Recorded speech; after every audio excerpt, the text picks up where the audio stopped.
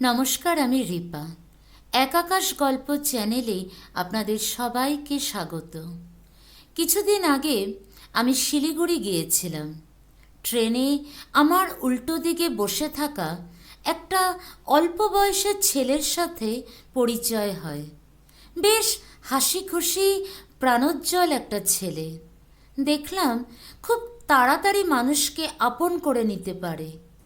মাত্র 15 মিনিটের আলাপেই আমাকে দিদি দিদি বলে অনেক গল্প করতে লাগলো। এভাবেই বেশ খানিকক্ষণ গল্প করার পর জিজ্ঞেস করলাম, ভাই তুমি কি করো, পড়াশোনা করছো? তখনই ওর লাইফের এখনো অবধি করে আসা স্ট্রাগল স্টোরিটা বলল, আর বলল ওর স্বপ্নের কথা, স্বপ্ন পূরণের কথা। তাই শিলিগুড়ি থেকে ফেরার পর মনে হলো আপনাদের সাথে শেয়ার করি এই ছেলেটার কষ্টের গল্প, স্বপ্ন পূরণের গল্প।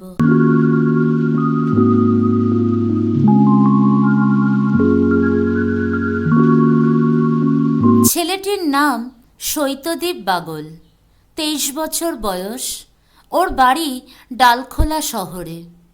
বাড়িতে মা, বাবা, জেঠু, জেঠিমা সবাই আছেন। ছোট থেকেই খুব দুষ্টু ছিল। এতটাই দুষ্ট ছিল যে সবাই বিরক্ত হতো। পড়াশোনাতেও ছিল বেশ অমনোযোগী। ইন্টারেস্ট ছিল শুধুমাত্র খেলায়।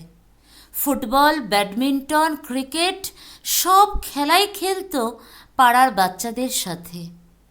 সৈতদীপের বাবা অসম্ভব রাগী মানুষ। ছেলের শুধু খেলায় মনোযোগ আছে দেখে বেচারার কপালে বাবার কাছ থেকে শুধু মারই জড়ত। রায়গঞ্জে মামার বাড়ি হওয়ায় ক্লাস 7-এ পড়াকালীন একদিন মায়ের কাছে জেদ করে রায়গঞ্জ স্টেডিয়ামে ক্রিকেটের প্র্যাকটিসের টিমে ভর্তি হয়ে যায়। তবে সৈতদীপকে নিয়ে ডালখোলার রায়গঞ্জ যাতায়াত করতে করতে দুর্ভাগ্যবশত ওর মা অসুস্থ হয়ে পড়েন। তখন ক্রিকেটের প্র্যাকটিস বন্ধ হয়ে যায়। মাধ্যমিক পাশ করার পর আবার সৈতদীপ রায়গঞ্জ স্টেডিয়ামে ক্রিকেটে জয়েন করে। তখন একাই যাতায়াত করত। ওর বাবা কখনো চাননি ছেলে ক্রিকেট নিয়ে বড় হোক। কিন্তু যত দিন যেতে লাগলো সৈতদীপের চোখে শুধু একটাই স্বপ্ন, যে স্বপ্ন তাকে ঘুমোতে দিত না। সেটা হলো একদিন বড় ক্রিকেটার হওয়ার স্বপ্ন। এর পাশাপাশি আরও একটি স্বপ্ন, সেটা হলো ও যার পরম ভক্ত, যাকেও খুব ভালোবাসে, সেই স্বনামধন্য ক্রিকেটার গৌতম গম্ভীরের সাথে দেখা করার স্বপ্ন। উচ্চ মাধ্যমিক দেওয়ার পর সৈতদীপ সিদ্ধান্ত নিয়ে ফেলে যে করেই হোক তাকে কলকাতায় চলে যেতে হবে। ডালখোলায় থাকলে কোনো দিনও তার কোনো স্বপ্ন পূরণ হবে না। কিন্তু সেই সময় তার মা ছাড়া বাড়ির কারোর সাপোর্ট সে পায়নি। বাবাকে লুকিয়ে কলকাতার বিভিন্ন কলেজে এসে ফর্ম তোলা, তারপর বঙ্গবাসী কলেজে ভর্তি হওয়া, সবটা সে একা করেছে।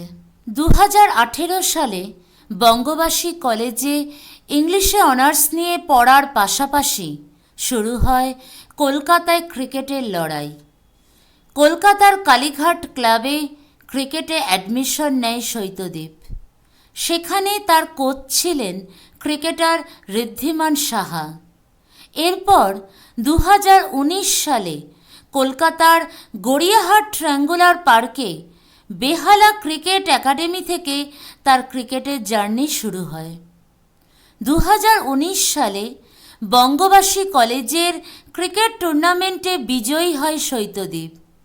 ভালোভাবে গ্র্যাজুয়েশন করার পর 2022 সালে ডিস্ট্রিক্টের খেলায় সৈতদীপ দারুণ ফল করে।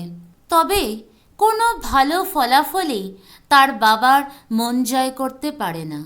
উনি শুধু চেয়েছেন ছেলে যেন খেলা ছেড়ে দেয়। শুধুমাত্র সৈতদ্বীপের মা ছাড়া বাড়ির প্রত্যেকে, বন্ধু বান্ধব, পাড়া প্রতিবেশী সবাই ঠাট্টা করে সৈতদ্বীপের বড় ক্রিকেটার হওয়ার স্বপ্নকে নিয়ে। ঠাট্টা করে গৌতম গম্ভীরের সাথে দেখা হওয়ার স্বপ্নকে নিয়ে। কিন্তু ঈশ্বরের কিছু আলাদাই ইচ্ছে ছিল। 2023 সালের মে মাসের 20 তারিখে কলকাতার তাজ বেঙ্গল হোটেলে জীবনে প্রথমবার গৌতম গম্ভীরের সাথে দেখা হওয়ার সুযোগ হয় সৈতদ্বীপের।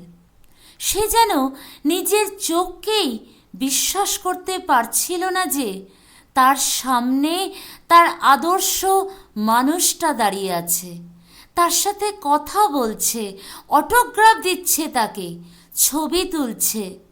এমনকি গৌতম গম্ভীরের ওয়াইফের সাথেও দেখা হয় তার। এই বছরের ফেব্রুয়ারি মাসে দিল্লিতে গৌতম গম্ভীরের অফিসে সৈতদ্বীপের তার সাথে আবার দেখা হয়। এমনকি এবছর IPL চলাকালীনও দেখা হয়েছে। আজও পরিচিত সকলের ঠাট্টাকে উপেক্ষা করে শুধুমাত্র মাকে পাশে রেখে বড় ক্রিকেটার হওয়ার স্বপ্নকে জয় করার লড়াই লড়ে যাচ্ছে সে। অবশেষে একটাই কথা বলবো, সৈতদ্বীপ, তুমি অনেক দূর এগিয়ে যাও, যাতে তোমাকে দেখে অনেকেই অনুপ্রাণিত হতে পারে।